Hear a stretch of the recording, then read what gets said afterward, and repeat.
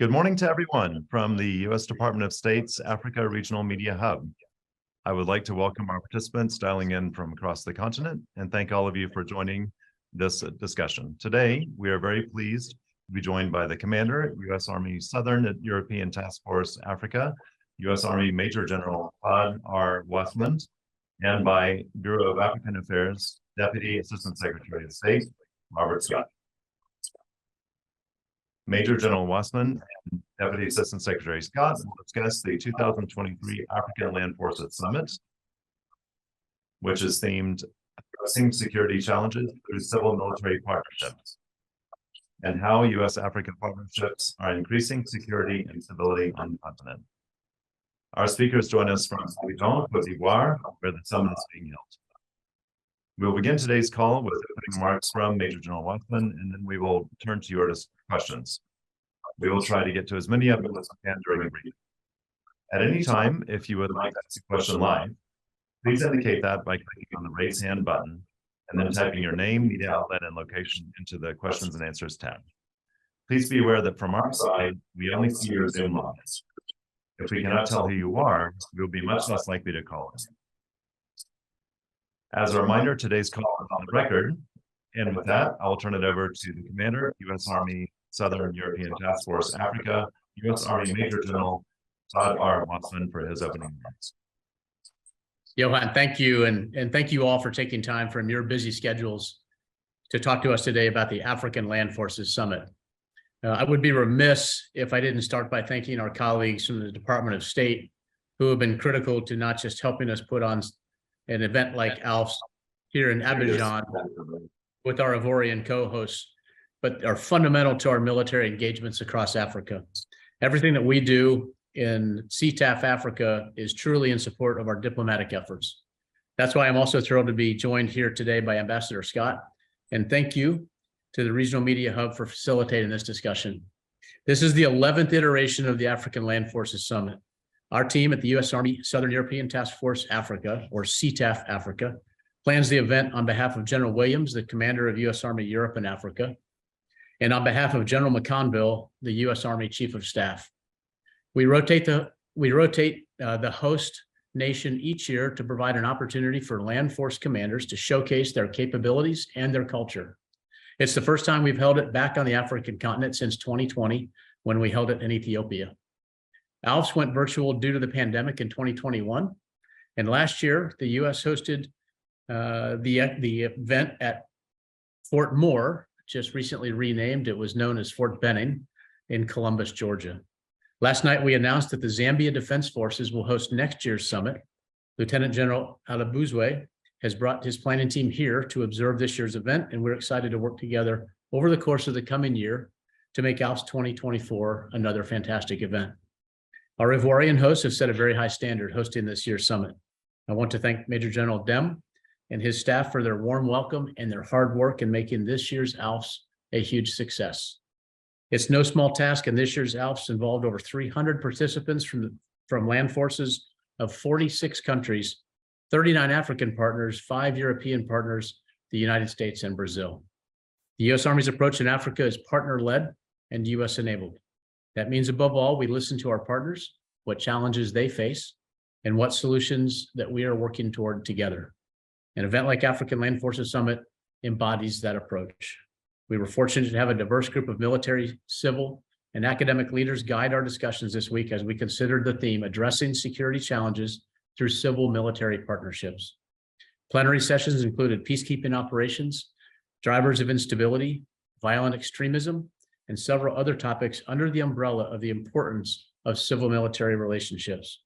We also hosted parallel sessions for senior enlisted leaders on the role of the non-commissioned officer and how empowering enlisted leaders builds trust and effective teams across our Army. As General Williams said in his opening comments Monday, every country here brings their own ideas, their own priorities, and their own challenges, and also represent their potential. It's in forums like this where we can exchange ideas, learn from each other's experiences, and discuss ways to address shared challenges. The relationships strengthened, or in some cases made, are what makes African Land Forces Summit an incredibly important event. Thanks very much for your time, and we look forward to taking your questions. Thank you very much, General. So let's go right into the question and answer portion of today's briefing. So we did have a question submitted by Mr. Adeniyi Kunu from Lagos Talks 91.3 FM in Nigeria. And the question is, in the light of the seeming unabating destruction of lives and property by insurgency in Africa, could we have re-strategization by the military to trace supply of ammunition and destroy the same? Arms are daily in proliferation across the continent, and it's a worrying evolution. So the question of proliferation of arms and ammunition. Yeah, thank you, Mr. Kanu. Thanks very much for that question. I'll start by addressing the first part about our strategy or our approach as we work with our partners in Africa. As I mentioned in my remarks, our approach is partner-led and U.S. enabled, and we listen first to our partners what their priorities are. Our strategy really is focused on helping our partners to increase their capacity and their capability to defeat the threats, whether it's violent extremism or other sources of instability, as we've discussed this week in the summit. We are always concerned about the proliferation of arms, and I'd like to ask Ambassador Scott to talk a little bit about how we approach that, both from the Department of Defense and the Department of State. Yes, no, thank you, General Wasmund, and again, joining you and thanking the journalists for joining us today. Arms proliferation, obviously a huge issue for us as far as countering violent extremism, instability in general. There are a number of formal mechanisms that are in place internationally, which we adhere to, and we work with our partners to ensure that those mechanisms are being followed. Anti-proliferation, the tracking of munitions, but ultimately, as the general pointed out, it's a question of working with partners to address this joint threat. So the more intelligence that we have, working with law enforcement, working with other governments to track this trade in munitions, the more effective we are in stopping it, and the more effective we then are in helping increase stability here and globally. All right, thank you very much. As a reminder to our journalists who are in attendance today, please, if you would like to ask a question, please raise your hand and let us know. You can either type your question into the chat or just raise your hand and we'll call on you. So we did have some other questions which were submitted from Mr. Kamel Mansari of Jeunes Indépendants in Algeria. So his question is the 2023 African Land Forces Summit conducted this time in parallel with the recommendations adopted during the recent U.S. African Leaders Summit in Washington, D.C. to sustain security, humanitarian aid, and local development efforts? So the relationship between the various discussions at the U.S. Africa Leaders Summit back in December in Washington and the goals of that summit, and how the African Land Forces Summit fits into that. Mr. Mansari, thanks very much for that question, and I'm really glad that you drew attention to the priority that our president and our administration, our government is giving to meeting the challenges and the opportunities here in Africa. I'll start by answering with a quote from the president, where he mentioned that the U.S. is all in on Africa with Africa, and that is a bellwether for the importance and the priority that's given to it. It's evidenced by recent visits from some of our most senior leaders who have come to the continent to gain better understanding themselves about the challenges and opportunities here. And as the theme indicates, we're approaching some of these security challenges from a civil military, through a civil military lens. And so the issues of security, human aid, and local development align perfectly with that. And so we're really pleased to have the prioritization and the signals of that from the U.S. government. Okay, thank you very much. So shifting gears a little bit, just looking at the annual exercise, which is the annual event, which is the African Land Forces Summit. Can you describe a little bit about how this year's summit differs from previous years, and if there are any particular challenges or themes that show up from year to year with the summit? This summit is is different in the sense that there's a little bit of a renewal. And by that, I mean, we haven't hosted the African Land Forces Summit in Africa for a couple of years. As I mentioned before, in 2021, we did it virtually because of the pandemic.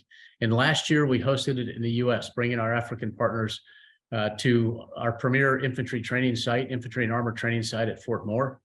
But we're really happy to get it back on the continent. You could just see the enthusiasm all week long as we discuss some of these topics. The themes are generally pretty consistent year over year, even though we might approach it from a slightly different angle this year, civil military relations. But we always focus on the priorities of our partners, and bringing everybody together helps us to understand the differences between the perspective of each partner, but also the similarities in the challenges that they face. And that helps us to chart a path forward after we leave at the end of the week. All right, thank you very much. So we have a question from Mrs. Homi Ahmed Mikidache of ERA Environment in the Comoros. This goes back to the issue of water, which is a perennial issue in Africa. How do you see the issue of water sharing in Eastern Africa linked to the blue economy, that is to say the sea and ocean, and the positioning of American bases in Africa? Is there any conflict of interest between the United States' presence in Africa and natural resources of Africa? So I'm fortunate that I have an expert. So I'm gonna ask Ambassador Scott to share his thoughts about this important subject. No, thank you, General. The word sharing is key both to the question and to what you just said, General.